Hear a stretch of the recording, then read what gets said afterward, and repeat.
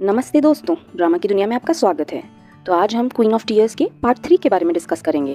Scene में हम देखते हैं कि सुचल अपनी दादी के मेमोरियल सर्विस में सारे रिचुअल्स फॉलो कर रहा होता है। अचानक से पीछे से एक आवाज़ आती है, बॉम्जा आ चुकी है। टाइगर प्रिंट कपड़ों में बॉम्जा बहुत ही एटीट्यूड के साथ चल के आ रही होती है।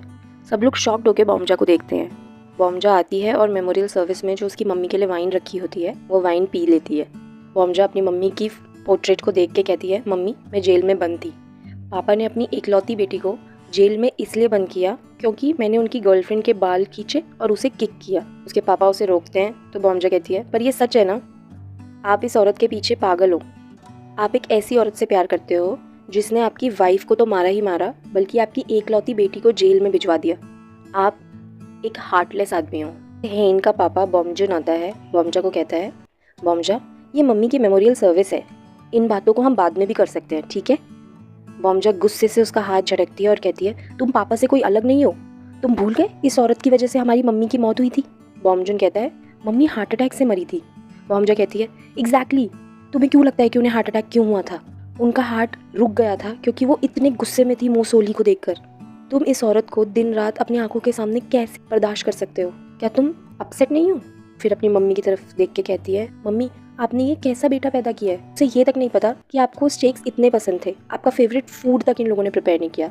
बॉम्जा को रोकते हुए सुचल कहता है, बुआ हमने स्टेक प्रिपेयर किया है, पूरे घर में स्टेक की बदबू आ रही है। वो सुचल को गाली देती है और चिल्लाकर कहती है, आज तक तुमने मुझे जेल में आके विजिट नहीं किया। क्या इसी दिन के लिए मैंने तुम्हें पाल पोस के बड़ा किया था? सुचल की मम्मी कहती है, तुमने उसे कब पाला? हेन बोलती है, आंटी बॉम्जा हम जस्ट अभी अल्कोहल ही सर्व करने वाले थे। बॉम्जा कहती है, अच्छा चलिए फिर कंटिन्यू करते हैं। सुचल फिर कंटिन्यू करने लगता है। पीछे से बॉम्जा उसे तेज की टपली मारती है और कहती है, तुम जानबूझ के ये तेज कर रहे हो? ग्लास को थोड़ा धीरे धीरे टर्न करो। तुम्हें पता है ना मम्मी लाइट वेट थी। क्या तुम उन्हें ड्रंक करना चाहते हो? बॉम्जन बोलता है, बॉम्जा मम्मी एक फिश की तरह पीती थी। तुम क्या बात कर रही हो? ये फैक्ट हम सबको पता है। बॉम्जा गुस्से से बोलती है, तुम्हें क्यों लगता है कि हमारी मम्मी इतनी ज़्यादा पीती थी? इस औरत ने हमारी मम्मी को इतना ज़्यादा स्ट्रेस कर दिया था इसलिए वो पीती थी। वो रोते हुए अपने अंकल के पास जाती है और कहती है, अंकल क्या आपका दिल नहीं टूटता ये सोच के कि आप बहन इस औरत की वजह से मर गई है? अंकल बोलते हैं, बॉम्जा वो इसलिए नहीं मरी है, वो हार्ट अटैक से मरी है। ये हमारी फैमिली में रन करता है, तुम भी थोड़ा केयरफुल रहना। बॉम्जा फ्रस्ट्रेट होकर रोने लगती है। वो कहती है, मम्मी ये फैमिली टोटली डिजास्टर है। अपनी मम्मी की पोर्ट्रेट की तरफ जाती है, अल्कोहल पीती है और कहती है, कभी यहाँ आना मत, आपका दिल टूट जाएगा, यू टर्न लेके चले जाइए। हम देखते हैं क्वीन ग्रुप के चेयरमैन का सबसे बड़ा बेटा 19 ईयर्स के बाद अपनी मम्मी की मेमोरियल सर्विस में आता है। ये शीशे से चेयरमैन होंग अपने बेटे को देख रहे होते हैं और कहते हैं, ये सब मीडिया को दिखाने के लिए नाटक कर रहा है। नेक्स्ट सीन में हम देखते हैं सारे दामाद एक बिल्डिंग के कॉर्नर में खड़े होते हैं और कहते हैं, हम वही हैं जिन्होंने सारे पैनकेक्स बनाए पर हमें मेमोरियल सर्विस में आने भी नहीं दिया गया। एक दामाद बोलता है, मुझे याद भी नहीं है कि लास्ट टाइम मैंने अपनी फैमिली के साथ छुट्टियां कब मनाई थी। पता है आज ह्योनवू के पापा का 60th बर्थडे है। हम तो फिर भी फैमिली के कजिन्स के हस्बैंड हैं, वो तो डायरेक्ट फैमिली का हस्बैंड है, हमें सबसे ज़्यादा दया उसी पर आती है। इनमें हम देखते हैं बॉम्जुन अपने एक एम्प्लॉय से बात कर रहा होता है, मुझे पता है कि आपने अपना रेजिग्नेशन लेटर दे दिया है पर मुझे उसे एक्सेप्ट करने का बिल्कुल मन नहीं है। डायरेक्टर जो कहते हैं, मैंने बहुत टाइम लगा के इस डिसीजन को लिया है, अब मैं लाइफ में आगे बढ़ना चाहता हूँ और कुछ नया ट्राई करना चाहता हूँ। अगले ही सीन में बॉम्जुन ह्योनवू को कहता है, डायरेक्टर जो की पूरी हिस्ट्री निकालो और इनके बारे में जो भी डर्ट जो भी सीक्रेट पता चले उसे मीडिया में फैला दो और जितना परेशान कर सकते हो परेशान करो। ह्योनवू बोलता है, आप ऐसा क्यों करना चाहते हैं? बोलता है, मैं उन लोगों को कभी माफ़ नहीं करता जो मुझे पीठ दिखाकर भाग जाते हैं। उन लोगों को जाते समय सफ़र करना ज़रूरी है ताकि बाकी लोगों में भी वो डर बना रहे। ह्योनवू घबरा जाता है। नेक्स्ट सीन में हम देखते हैं ह्योनवू अपने साइकियाट्रिस्ट को बता रहा होता है कि मेरी एपेटाइट पूरी तरीके से जा चुकी है, लोगों के सामने मुझे बहुत ज़्यादा सफोकेशन फील होती है। डॉक्टर कहता है कि आपके स्ट्रेस लेवल काफ़ी ज़्यादा हाई हैं। ह्योनवू बोलता है, मैं अपने पेरेंट्स इन लॉ के साथ रहता हूँ और ग्रैंडफादर इन लॉ के साथ रहता हूँ और तो और आंट इन लॉ जो अभी अभी जेल से डिस्चार्ज हुई हैं उनके साथ और अपनी ब्रदर इन लॉ की फैमिली के साथ रहता हूँ, एक ही रूफ के अंदर। डॉक्टर कहते हैं, आप ब्लेस्ड हैं, ये काफ़ी रेयर है कि एक्सटेंडेड फैमिलीज़ के साथ लोग अभी भी रह रहे हैं। ह्योनवू सार्कास्टिक वे में कहता है, आप कह सकते हैं कि मेरे पास खुद के लिए कोई टाइम नहीं है। ह्योनवू कहता है, ये सच है कि मैं अपने इन लॉज को पसंद नहीं करता लेकिन अपनी वाइफ से मैं ज़्यादा नफरत करता हूँ।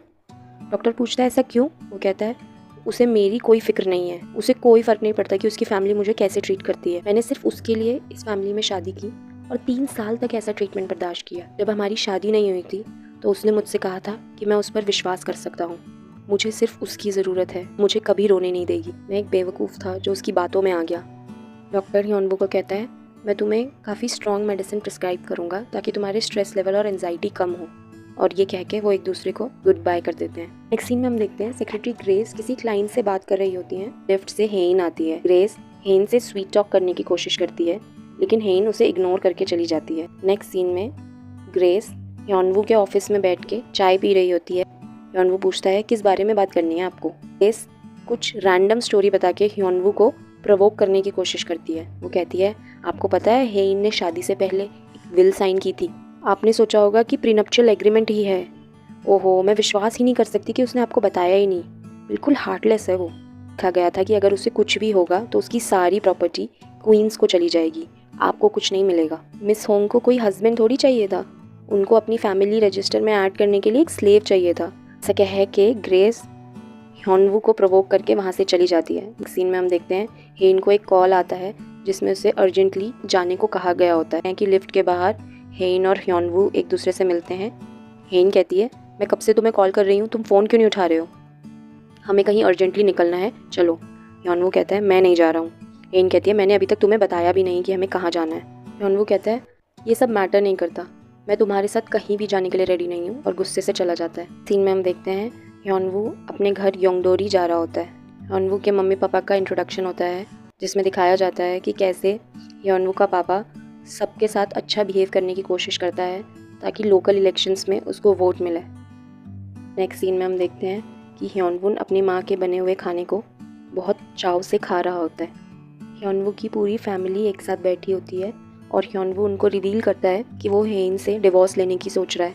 सब शॉक्ड हो जाते हैं कि अचानक से तुम डिवोर्स लेने की क्यों सोच रहे हो। ह्योनवू की फैमिली उसे समझाने की कोशिश करती है कि मैरिज में प्रॉब्लम्स आती रहती है, इसका मतलब ये नहीं कि आप डिवोर्स ले लें। ह्योनवू बोलता है कि मैं अपनी शादी से खुश नहीं हूँ। उसका पापा बोलता है, इसका मतलब ये थोड़ी कि मैं भी अपनी शादी से खुश हूँ। सहना पड़ता है, एडजस्ट करना पड़ता है। ह्योनवू किसी की नहीं सुनता, मैंने ये डिसीजन काफ़ी पहले ले लिया था। नेक्स्ट सीन में हम देखते हैं कि ह्योनवू डिवोर्स सेटलमेंट एग्रीमेंट निकालता है और हेन की रूम की तरफ जाता है। वो हेन को बोलता है, मुझे तुमसे कुछ बात करनी है।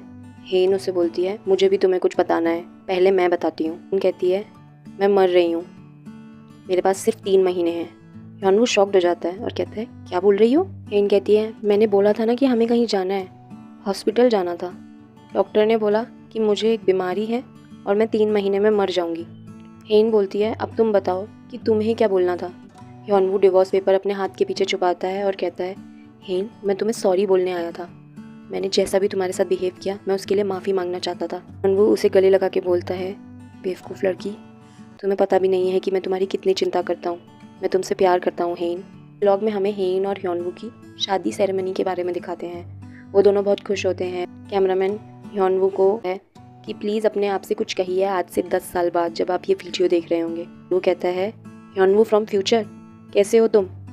ये मत बोलना कि तुमने डिवोर्स ले लिया है, तुम खुश हो ना काफ़ी?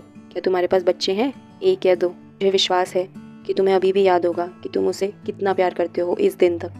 कैमरामैन जब हेन से ये सवाल पूछता है तो हेन कहती है, मैं इतनी बिजी होंगी 10 साल बाद, मैं ये क्यों देखूंगी? क्या मुझे ज़रूरी है ये सब करना? हेन फ्यूचर की नहीं पूछूंगी कि तुम क्या कर रही होगी, मुझे पता है कि तुम हेल्दी होगी, सक्सेसफुल होगी और प्रिटी होगी 10 साल बाद भी, और ह्योनवू तो तुम्हारी साइड होगा ही ऑफ कोर्स। ये कह के वो हंसती है।